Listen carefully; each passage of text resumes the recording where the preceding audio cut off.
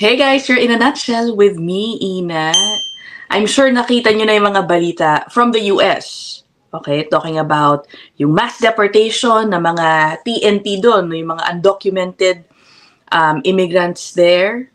And because of that, nag-aalala raw itong Canada na baka yung ilan sa mga undocumented na natatakot doon mahuli sa Amerika, tumawid papunta dito sa Canada. Para sa mga nagtatanong, I know I had an episode about this last week yata. May nako-confuse, pwede ba silang tumawid dyan? Well, if they go to the port, they can, dahil undocumented yung mga yan, likely wala rin silang visa, no? Papasok dito. So if they enter Canada through the official ports of entry, ang option siguro na they can claim asylum. Pero marami po kasing mga butas, mga daanan sa border ng Canada at US na kumbaga patago po sila. Literally, they cross the border by walking. May mga ganun pong pagkakataon. Yung iba, yung para napapanood nyo sa pelikula, no? Nilulusot na mga kakilala siguro nilang may papeles, nagtatago sa kotse, mga ganun, parang pang pelikula. So yan yung isa sa mga tinututukan ng Canada today. But this vlog is not about the reported mass deportations dyan sa Amerika. Alam nyo, dito rin daw sa Canada, talagang tuloy rin ang deportation. Akala nyo sa US lang, hindi po, hindi.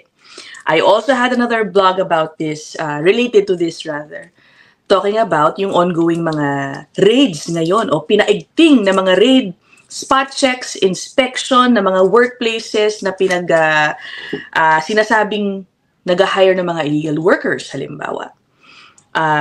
So obviously, siyempre pag mahuli yung mga taong yon, ang end goal ng gobyerno ay malamang pauwiin yung mga yon. Hence, yung deportation. But anyway, na-highlight ulit yan, because I saw a report from Omni News talking about this. Quoting mismo itong si Immigration Minister Mark Miller. So kung akala nyo na yung Amerika lang, ang merong malaking deportation program, kumbaga, sa Canada, hindi man ganun kalaki, no?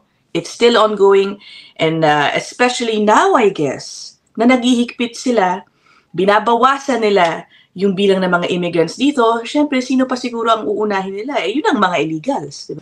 Ayan, ito yung report, Pakinggan nyo yung first part itong ipi-play ko.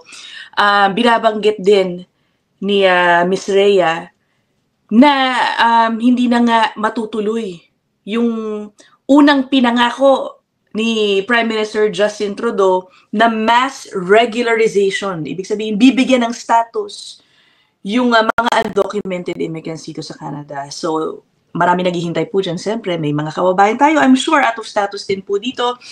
Umaasa dyan. Ayun na nga, malungkot na balita. I think a few months ago pa naman to talaga sinabi na put on hold muna yung pangakong yan. Ay, naku. Wala ng status, di muna prioridad ng bansa.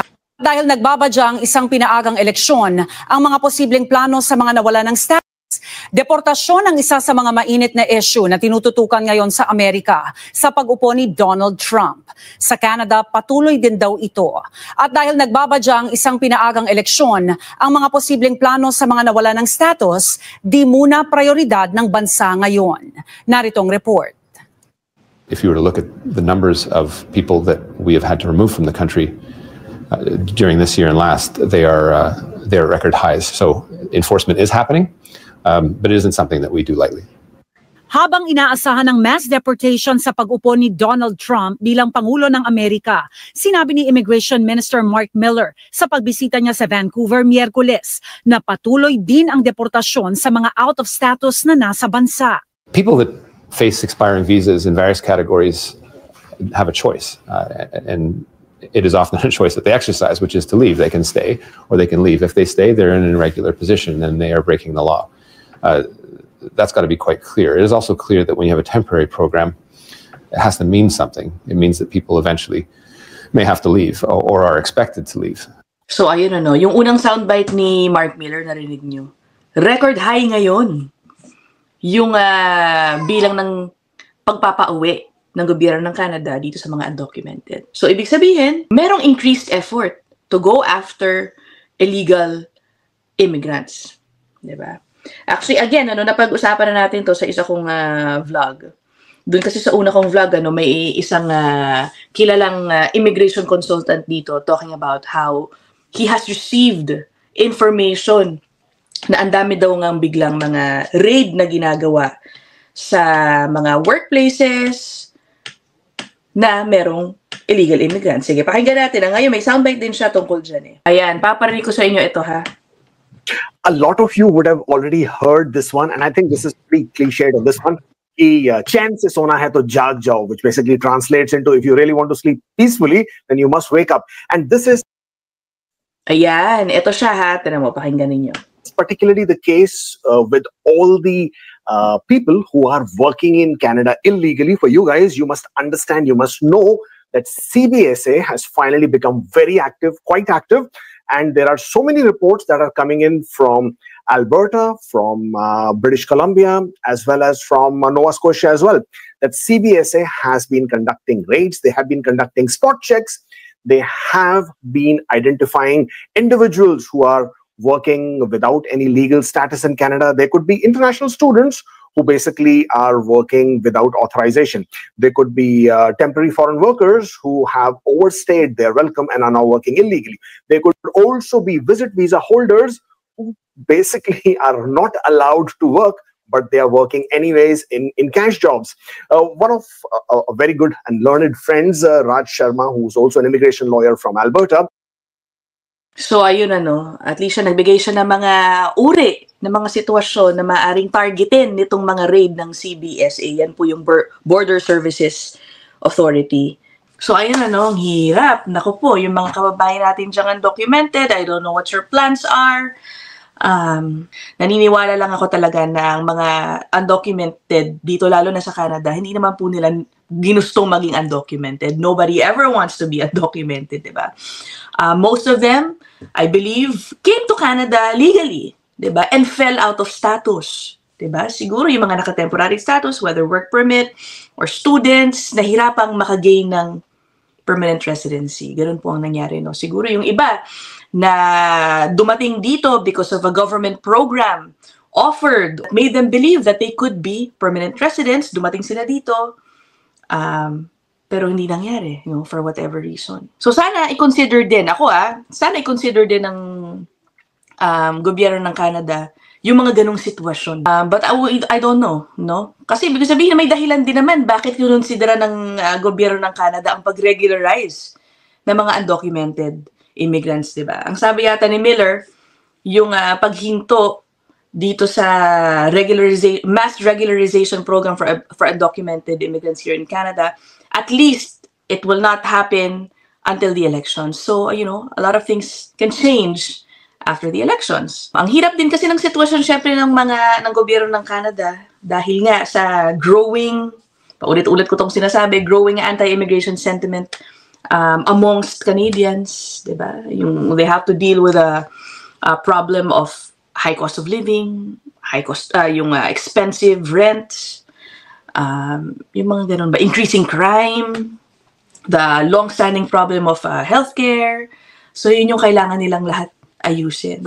Tapos ngayon, syempre, dadagdag pa, habang ang Canada, isipin nyo, exerting all these efforts to limit na lang po yung bilang ng mga immigrants dito, sasabayan pa nitong isang development nga sa Amerika, which I also had an episode about. Yung ngayon, problema ngayon ng Canada, yung posibilidad na marami daw pong tatawid nga na undocumented from the US papuntang Canada. Sinasabi ng Canada na secure ang borders, but I saw a report. Ayan, this is a report from CBC News. Last decade is quite misleading. We don't have a border patrol. We don't have the number of officers needed to adequately enforce our customs and our immigration laws at the borders, let alone in our communities. We're about to experience a tsunami of people who are living illegally in the United States seeking asylum in Canada. I have no doubt that the United States will make an attempt and a serious attempt to do mass deportations. Our government absolutely is not prepared. We've neglected border security and migration control for a decade. We need to have more people. We need to have a border patrol. We need to start using drones, using technology. We need to have outbound inspection of both people and goods. Anyone coming in, we have to start using biometric identifiers such as the United States. And the crazy thing is we have the technology here in Canada. We're not utilizing it to the extent we could. So yan ano, this is a former CBSA official talking about, yun nga sabi niya, amidst reports na assurances from the Canadian officials na secure ang borders, yun, he believes otherwise based on his experience. Bago po natin ipagpatuloy yung episode na yan, ako, just a short commercial. This channel, ito pong in a nutshell, is open for collaboration, guys. If you're interested in creating content with me, please contact Talentado Creative Agency o yung Talentado CA. Nako, sila po ang mag-handle ng mga collaborations for in a nutshell. Yeah, and for content creators looking for someone to help boost your channels, whether here on YouTube, on Facebook, TikTok, nako, i-consider nyo po ang Talentado Agency. Matutulungan po kayo, ito ng anak ko, matutulungan po kayo in networking. Ako personally, nako, ang dami ko na agad natutunan sa kapwa Talentado talents na nakausap ko na. No? Ang dami mga tips on how to improve and boost my channel. So yeah, ito po ang contact information ng Talentado CA, and I will also put it down in the description box if you're interested. Okay, back to episode! So ayun no, isa ito sa mga dumadagdag pa sa mga kailangang isipin ng Canada. Ang hirap nga naman ng posisyon ng mga opisyal, ano. Pero before I end, alam nyo ba, speaking of deportations pa rin, sabi nga ni Miller kanina, record high ngayon yung bilang ng mga pinapauwi, no, ng gobyerno. So it has been happening over the years. Syempre, may mga laging removal orders, deportation orders. But I read a report, nakaka-publish lang din ito no, a few days ago, saying na hindi lahat ng mga nasa-serva ng removal orders ay umuuwi. So there's an issue of enforcement, lack of enforcement, I'd say. I was reading this article, November 13, 2024 lang ito, pinost, tungkol sa cheap foreign labor. When I was reading it, nakapaloob dyan itong information na ito. More enforcement needed to remove people staying illegally. Aminado rin itong si Mark Miller, yung immigration minister, may ganong problema. Hindi na-enforce ang removal orders. Tignan mo to, sabi ng report. The government says the CBSA carried out more than 11,000 removals from 2019 to 2020, which was the highest number in the previous 5 years. Global News has asked the agency for its current removal numbers. However, CBSA figures tabled in Parliament early this year suggest most people who received deportation letters in the last 8 years remain in Canada, which the Conservative Party says suggests a lack of enforcement. Paano kaya yun? May deportation order na, so they've just been hiding and hiding? Ano ba to? Is this, may delaying tactics ba na posibleng gawin? Ganun ba yun? Yeah. So may ganun pang issue, no? So anyway, as always, iwan niyo lang po ang inyong mga komento dyan sa baba. Let's have a discussion about this. I'll end this episode here. I'll see you guys in the next one. Bye!